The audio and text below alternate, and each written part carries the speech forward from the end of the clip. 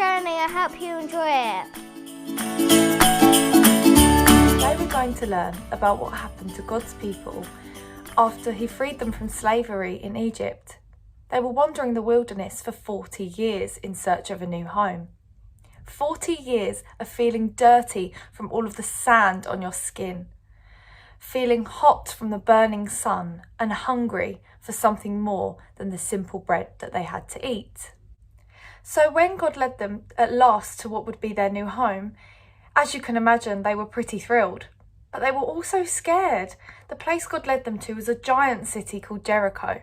It had the highest walls you can imagine, and the people doubted God. They doubted they would ever truly live there, and doubted that God was truly with them. Joshua was the leader of the people after Moses, and everyone kept asking him, "What are we going to do to get around this issue?" He remembered the past battles that he had been in and started to think of a solution. But God revealed his plan to Joshua instead.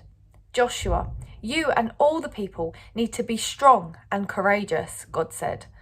"Get your armour on and march around the walls of Jericho until they fall down." And after 7 days of marching, screaming and making a lot of noise, the walls came down. It sounds unbelievable, but it demonstrated that all God's people needed to do was trust that God was stronger and bigger than the walls of Jericho.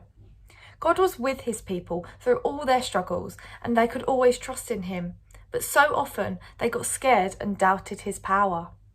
God couldn't remain, sin was pushing him away, but Joshua and God's people began to hope and pray, asking God, "Will you come back to stay?"